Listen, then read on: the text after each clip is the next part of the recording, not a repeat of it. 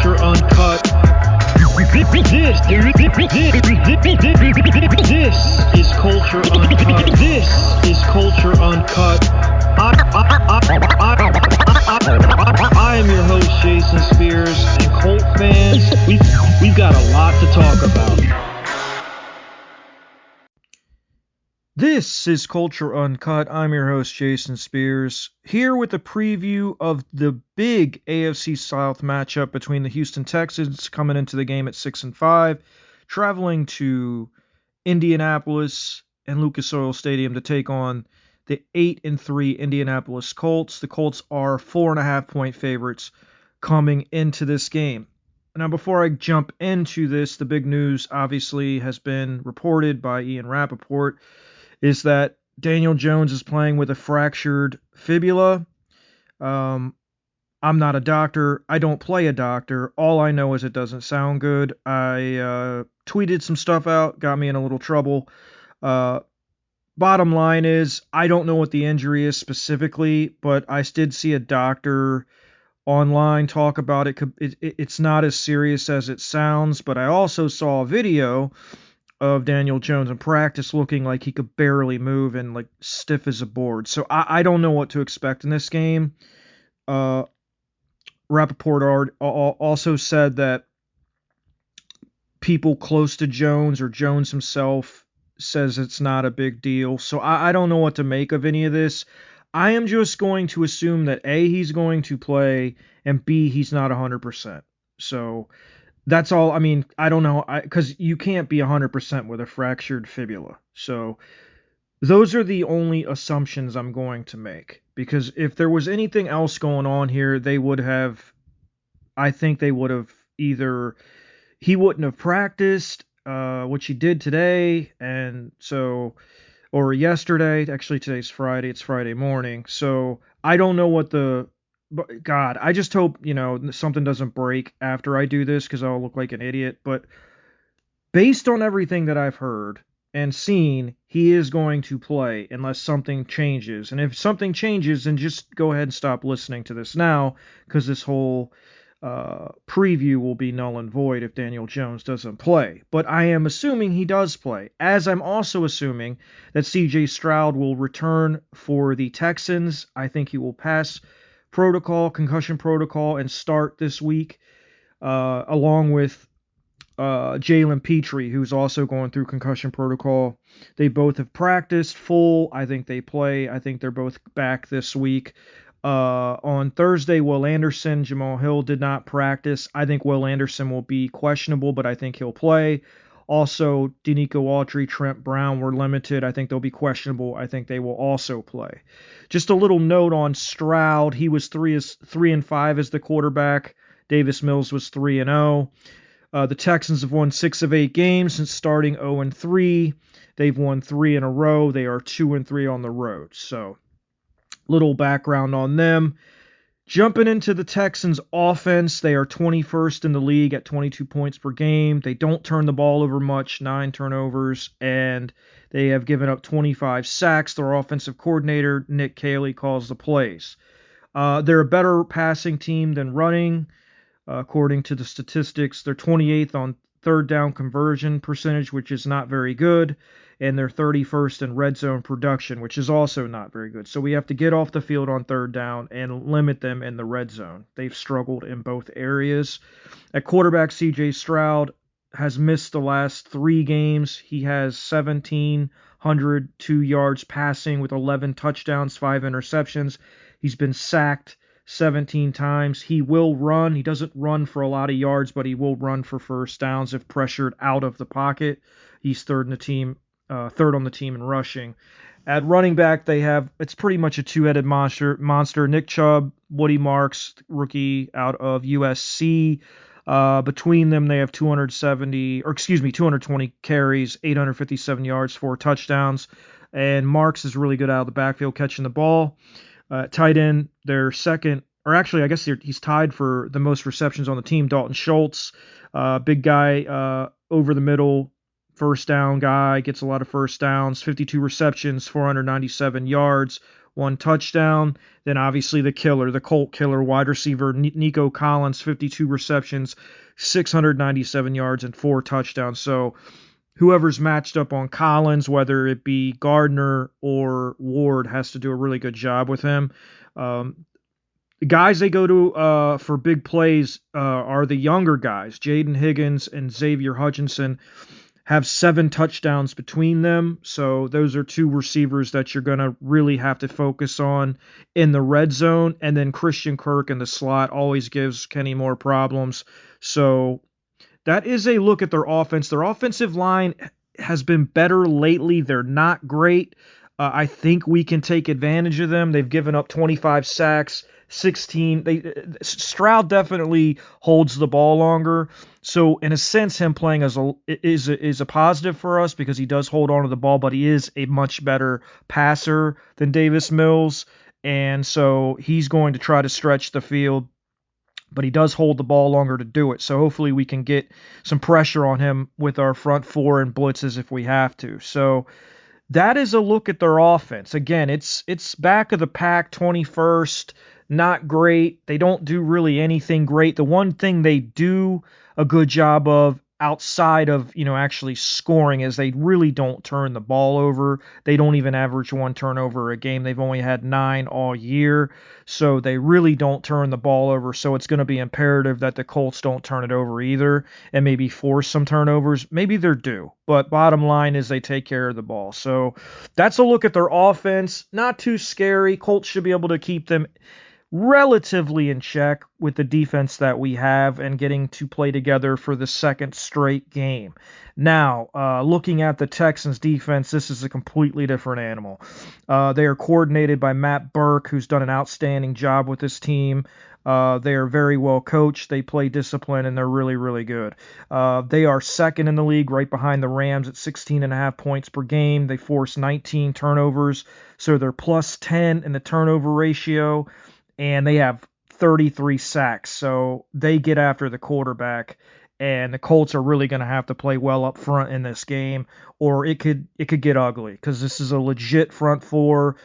Really, the whole defense is good, and I'm going to go through it now. Their 2 ends are the best duo in the league. At one end, you got Danielle Hunter, 11 sacks, 11 tackles for loss, 18 quarterback hits, 2 forced fumbles.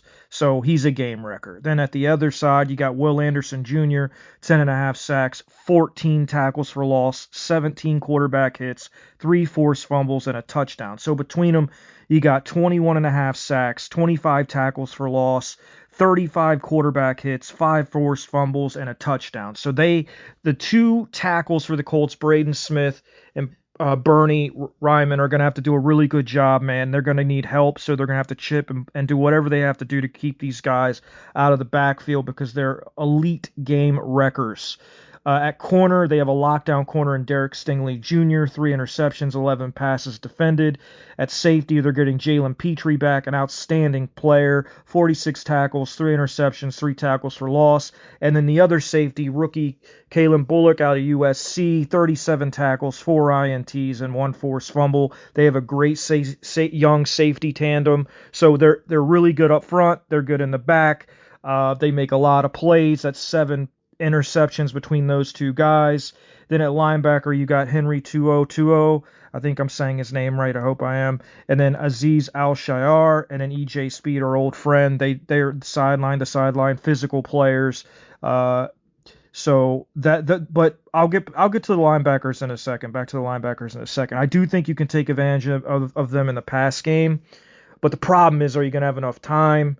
That's, all of this is, their defense works so well together. It works perfectly together, so it's very difficult. But those are the guys you're going to want to kind of locate in coverage is the linebackers, because they're definitely the weak spot in this defense. And they're not even, they're good in run defense. They're not great in pass defense. Some other players that are really solid players. Kamari Laster is a rookie out of Georgia, I think. 6 tackles for loss. That's a lot for a cornerback, so they blitz him quite a bit. And Rankins and Settle are their two middle guys. I think you could take a little bit of advantage of them, but at the end of the day, man, looking at their stats on defense, they're top 5 almost in everything. They're third versus passing, fifth versus rushing. The only two stats that I saw that they were not in the top 5 or 10 was yards per attempt rushing. They're 13th, but that's still front half of the league. And then, let's see, red zone defense, they're shockingly 22nd. So when we get in the red zone, we can definitely make things happen there. They're not great in red zone defense. But they get off the field on third down. They're second in third down percentage. So, again, they've got players all over this defense that are really, really outstanding. So this is going to be a tough game. The Colts are going to have to be really on their fundamentals in this game. We can't have penalties and get behind the sticks. This defense feasts off that second and long, third and long. That you might as well just run it and punt, because if you don't, you're gonna hold the ball, turn it over, and if you start turning the ball over against this Texans defense, it's gonna be a long, long day. So one of the keys to this game is staying in manageable down and distance, because once you get behind against this defense, they will get after your quarterback. As you saw, they had 8 sacks against Josh Allen, and they'll force turnovers. So staying ahead of the sticks is definitely one of the keys to this game. So getting into the keys to the game, one of them, staying ahead of the sticks, not getting penalties. We had a ton of penalties in Kansas City, really cost us the game in a lot of ways. So that's one thing. Stay patient with the running game. I don't think Shane has been patient enough in games where it's close with the running game. It only takes one carry for JT to change a game. And I just thought he got away from that in Kansas City. We had a 3-point lead with 5 minutes to go, and he threw the ball 3 times. I will never understand that drive. 8, no clock, didn't give the defense a rest. And ultimately, I feel like just not getting the ball to your best player is one of the things that really drives me crazy about him when he's in close games. You've got to get it to Jonathan Taylor, whether it's handing it off or throwing it to him during throwing it down, screens to him or whatever, checking it down. I just get him the ball. Let him do his thing. He makes plays. I've seen him break 80-yard runs versus 8-man boxes more than probably a handful of times. It's possible. So stay patient with the running game.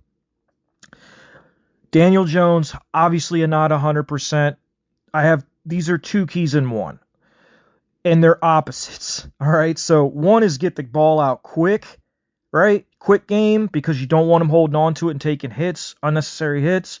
But 2, they have to dial up 2 or 3 bombs in this game just to back the defense off. You cannot play, because they're going to play aggressive, they're within a 20-yard box against us. We have to back them off and show that we will at least try to throw the ball down the field. So 2 to 3 shots to Alex Pierce in this game are a must. Otherwise, we are really going to struggle to move the ball. We got to open the field up, show them that we're willing to throw the ball down the field. When we get in the red zone, just get points. We cannot come away without any points. This is a team that doesn't score a lot of points in the Texans, so we don't have to be uber aggressive against this defense. We've just got to score points. When we get in the red zone, yes, you want to get touchdowns, but if it's 4th and 3 from the 6-yard line, take the points, because they aren't easy to get against this team. Obviously, winning the turnover battle is huge. They force a lot of turnovers and they don't turn it over. So you got to make sure that you fundamentally take care of the ball. On defense, be aggressive. Tackle. You got to tackle better this week. Make sure you get the guy on the ground and just play the way you've been playing. Defense has been fine.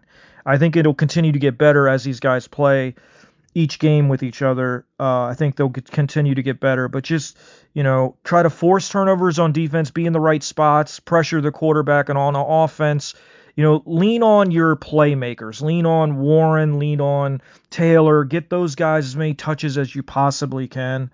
Obviously you cannot let Anderson or Hunter take over this game. So if you have to go max protection, do it.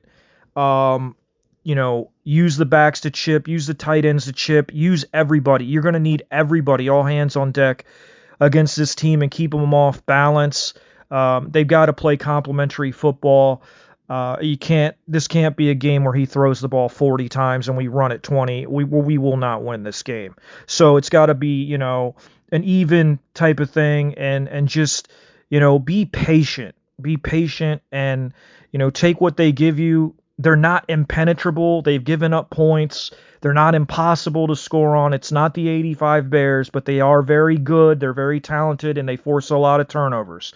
So those are just some of my keys to the game. Getting off the field on third down is another one. You want to get off the Colts haven't necessarily been great at that. They really need to do a good job of that on defense and on offense again, staying ahead of the sticks, falling behind the sticks in this game, whether it's penalties, sacks, or TFLs, is a recipe for disaster in this game, especially with the quarterback being where he is with his health not being 100%. So one other thing I failed to mention is they have a top 10 special teams unit, a good kicker, a good punter.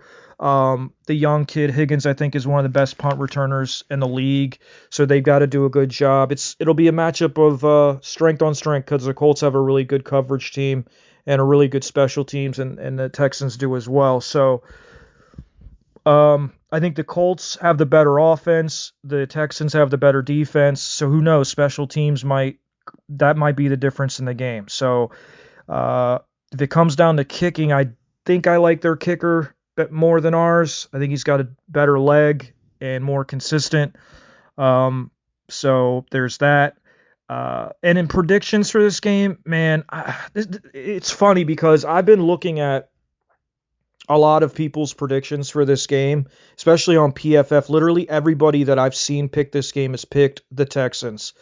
And usually that's good for the Colts. When they're not expected to win, even though the point spread says they should win, but when people are picking against them and people are down on them and people are calling them frauds or whatever, they seem to play better. So I do expect them to come out and play well. But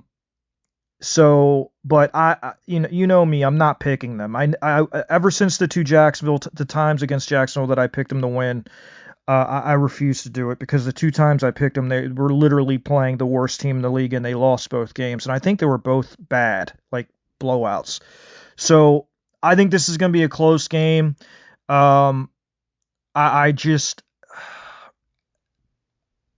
I'm taking a healthy CJ Stroud over an unhealthy Daniel Jones in this one. I just have a bad feeling that we're going to have a real problem with turnovers in this game. I hope I'm wrong. But again, like you guys know, I'm just never going to pick the Colts ever again. So you don't know whether or not I'm really telling you the truth. This is what I believe, or I'm just finding a reason to pick the Texans. But yeah, I do think it's going to be a good game. I do think it'll be decided by probably 4 or 5 points, since it's 4.5. Usually they're right on, so I think it'll be 4 or 5 points. But I do think it'll be a good game. I think it's a winnable game. I think the Colts certainly can win the game. This isn't like the Texans offense ripping up our crappy defense, or our defense like in the last few years. Our defense is better now. We've got lockdown corners, better safety play from Nick Cross. Latu's playing better. The linebackers played outstanding last week. So our defense, is better. And Stroud's coming off three weeks of not playing. So he's bound to be rusty.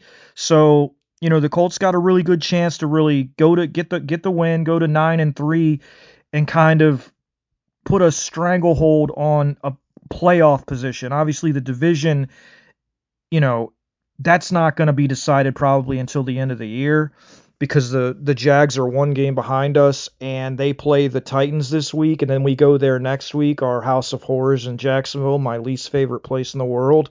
So obviously this thing's going to go down to the end, but I'm looking for a good game. Hopefully being back at home, I hope the crowd is really, really saved up their energy and their noise because they haven't been in that place in a month, I think, or over a month. So I hope Lucas Oil's jumping, and I hope they get after CJ, and I hope JT has a big game. I think all this stuff is very possible. Biggest thing is Shane has to stay patient with JT. He cannot just throw on every down against this defense. They will make you turn the ball over. You've got to stay patient and, let Daniel manage the game and let your playmakers do their job. If he does that, if he allows, JT, he might not start fast, but just let him run the ball, get creative within the plays, move Warren around, get creative with him, stretch the field with Pierce, look to downs on intermediate stuff, and just let Jones manage the game and get the ball to his playmakers like he's done most of the year and not put it all on him to throw it a million times. They have a very, very good chance of winning this. Shane just has to stop trying to overthink everything. It's simple. You have the best running back in the game, a really good run blocking offensive line. Stay patient, stick to what you do best. And I think the Colts will be fine. It should be a good game. I think it'll come down to the end. I'm picking the Texans, but we all know I never pick the Colts. And hopefully I am wrong and the Colts win. And yeah, man. And again, I appreciate the support of everybody that listens. I hope everybody had a happy Thanksgiving. There was 2 really good games. Cowboys really impressed me. They might not lose another game this year. They could end up making the playoffs. Their defense looks completely different, and Dak's playing as good as I've seen him play. So I hope everybody enjoyed the games.